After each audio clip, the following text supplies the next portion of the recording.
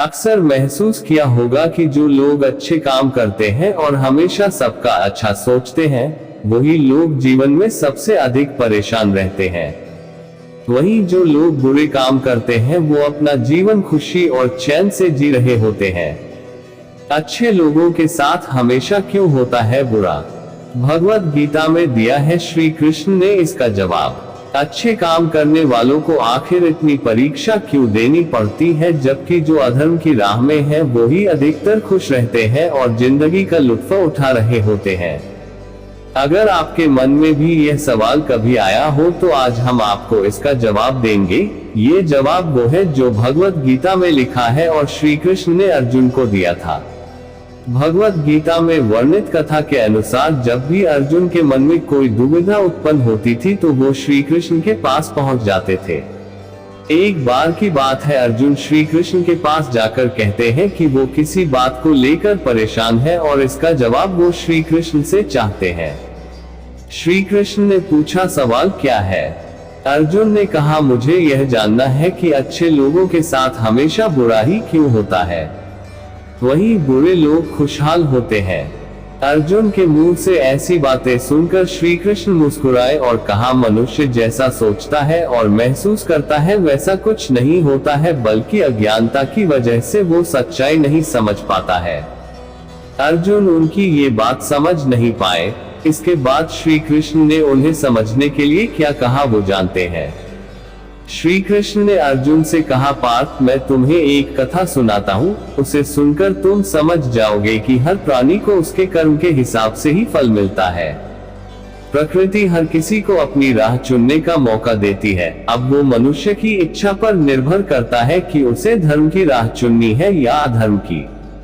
कथा शुरू करते हुए श्री कृष्ण ने कहा, एक नगर में दो पुरुष रहते थे। एक पुरुष व्यापारी था जिसके जीवन में धर्म की बहुत महत्ता थी।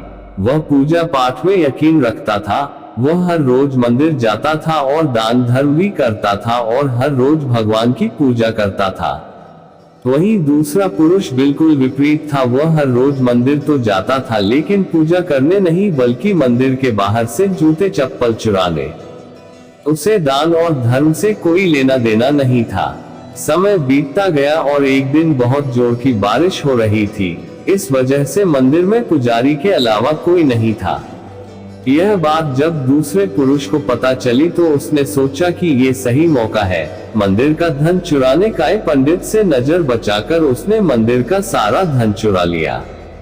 उसी समय धर्म कर्म में विश्वास रखने वाला व्यक्ति भी मंदिर पहुंचा। दुर्भाग्य से मंदिर के पुजारी ने उसे ही चोर समझ लिया और चिल्लाने लगे। वहां लोग एकत्र हो गए और उसे बहुत मारा। किसी तरह वो खुद को बचते बचाते वहां से निकला तो दुर्भाग्य ने उसका साथ वहां भी नहीं छोड़ा। मंदिर के बाहर वो एक गाड़ी से टकरा गया और घायल हो गया।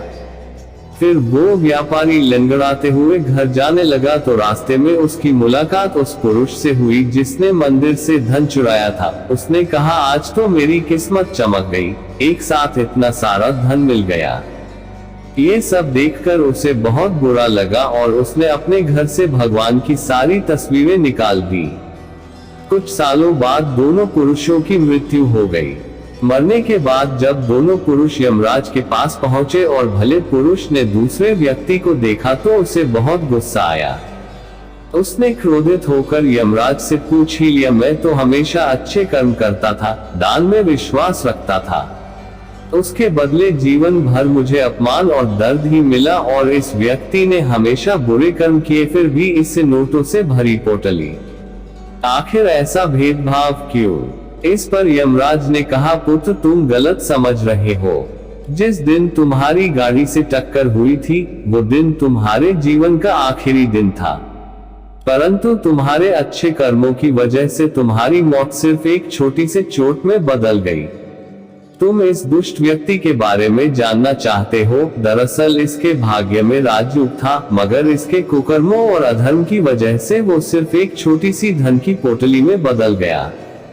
कथा सुनाने के बाद श्री कृष्ण अर्जुन से कहते हैं, क्या अब तुम्हें तुम्हारे सवाल का जवाब मिल गया? ऐसा सोचना कि भगवान तुम्हारे कर्मों को नजरअंदाज कर रहे हैं, ये बिल्कुल भी सत्य नहीं है। भगवान हमें कब क्या किस रूप में दे रहा है मनुष्य को समझ में नहीं आता है। मगर आप अच्छे कर्म करते रहें तो भगवान की कृपा हमेशा बनी रहती है। इसलिए अपने अच्छे कर्मों को बदलना नहीं चाहिए, क्योंकि उसका फल हमें इसी जीवन में मिलता है।